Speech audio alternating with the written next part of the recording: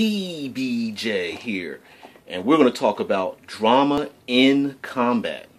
All right, and as you guys have known, myself and many others, Ander, Juice, Sauce, Outsider, Fistful of Dice. I mean, all these guys. I got to give them credit too. The inspiration they gave me.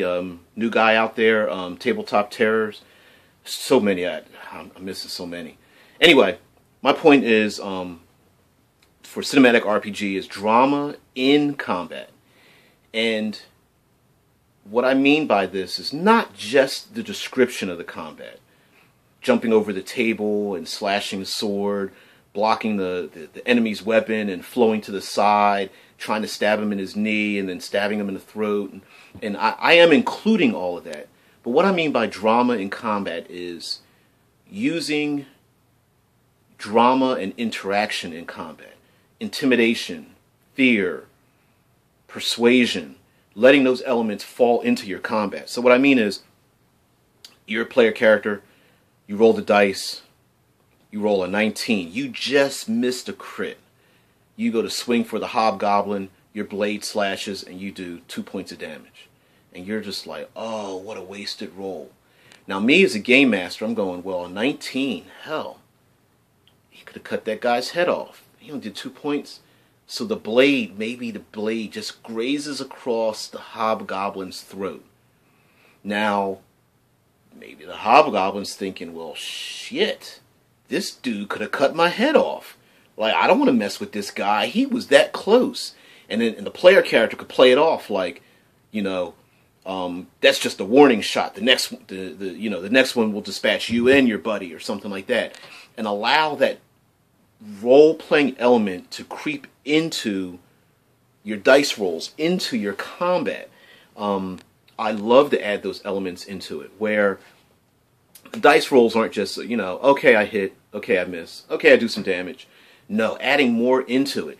Allowing, you know, add your back off, foul beast, and then the beast is like, I will rip your throat out, you foul-smelling human, or something like that. Allow those things to come into the combat, and it will not only enliven the combat, but will create an atmosphere where there are set pieces, like a movie, as people start moving around. Instead of just fighting on a flat, gray plain with a blue sky and nothing around, let chairs get knocked over, falling into doors, knocking tapestries off the wall. If you're outside, slipping on the grass, putting your back up against a tree, trying to run up a hill, running knee-deep into a stream to get away from the enemy. You're in the desert and you slide down the sand dune as he comes after you, or something like that. You're on a ship and the ship is rocking and the water sprays into your face. Allow all those things to creep into it.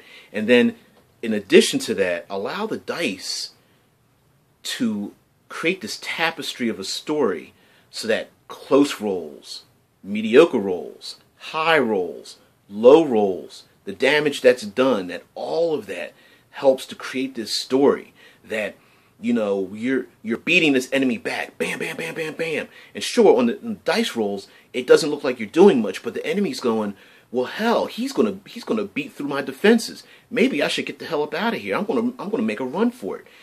There can be an intimidation factor, especially if one character dispatches something so quickly. His buddies may look around like, whoa, that was one.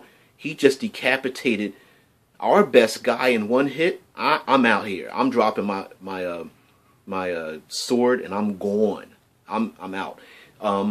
Also, it can spark creature motivations. Okay, you have one character, and sometimes, you know, you guys hate when this happens. I know I do.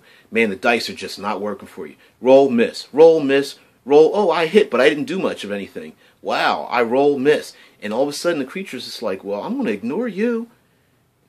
What do I need to mess around with a guy he can't touch me, and when he does, it just bounces off my scales? I'm not bothered with this dude, whatever. I'm going to go after the one that's poking me in the back, and turn around and go after them. So, yes, use all those elements to create your story, to develop the drama within the die rolls, and because the dice can actually give you a very compelling story. It doesn't have to be one or the other. In the cinematic game, please allow it to develop and use those techniques. I hope I described this pretty well, and shortly I will tell you how this works with a new game and a new set of players. So thanks for your attention, and I'll sign off as always. Create. Don't destroy.